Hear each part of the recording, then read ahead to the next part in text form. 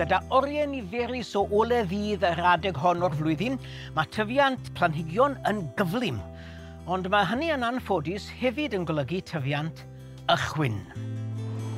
Bod rhai mathau o chwyn yn gallu edrych yn bert, yn gyffredinol mae'r planhigion strae hyn yn neud yr ardd i edrych yn fler ac yn ddiolwg, a mae'r mwy afrif heleth honni yn neud o leia rhywfaint o ymdrech i gadw nhw dan reolaeth, os nad llwyddo i waredu nhw yn llwyr.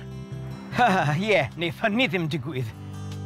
Y ffordd rata, ond mwyaf llafurus, yw tynnu lan y chwyn gyda llaw, ond yn rhy ymal mae'r stem yn torri ar y gwylod gan adael y gwreiddiau ar ôl, a neith y dihirin ail dyfu mewn fawr o amser.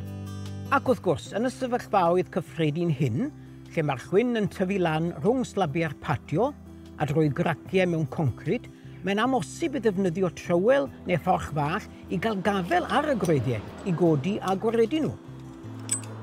Mae teclynnau fel hwn ar werth i geisio cael gwech gafel ar y gwreiddiau mewn yn y cracau yna, ond mae hwn yn waith tirus araf, a sdim sicrwydd newch chi waredu bob tymed o wreiddiau. Mae'n gloiach i archws dŵr berw dros y chwyn.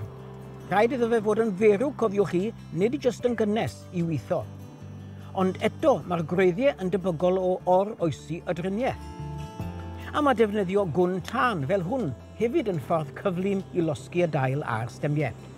Ond unwaith eto, prin bod y gwreiddiau yna sy'n llochesu'n gartrefol yn y pridd yn cael ei heffeithio gan y chosgi.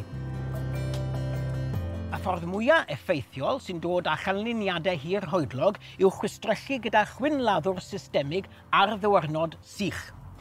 Mae'r gwenwyn yn cael ei lyncu gan y dail i glido lawr y stem i'r gwreiddiau a'i lladd nhw yn llwyr. Mae gwahanol enwau ar y chwynladdwyr hyn, ond y gwenwyn pwysig yn aml yw glyphosate, sy'n effeithiol iawn ac yn gymharol rhad.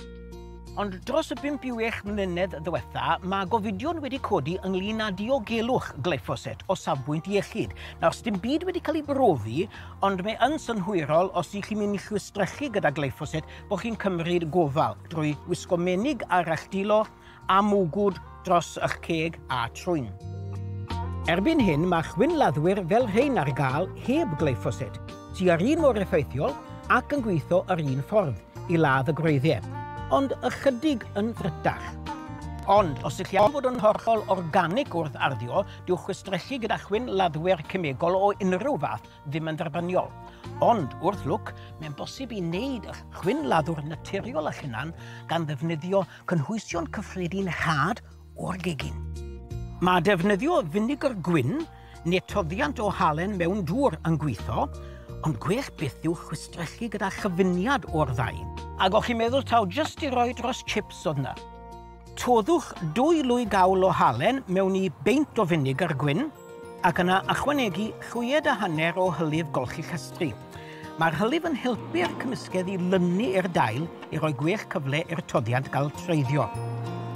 Mae'r halen a'r finegr yn gweithio yr un ffordd drwy losgu'r tifiant top wrth sychu'r dail.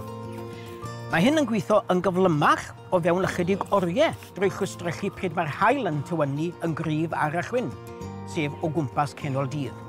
A mae archws peth mewn i'r pridd drwy'r craciau yn targedu'r gwreiddiau i geisio sychu nhw. Yn ogystal, mae'r halen a'r finegr yn neud y pridd yn acidig sy'n helpu rwystro chwyn rhag ail dyfu. Fe yn gweithio ddim mor effeithiol â chwynladdwyr masnachol. Wrth reswm, pidwch chwistrellu gyda un o'r pethau hyn yn agos i blanhigion i chi moyn cadw.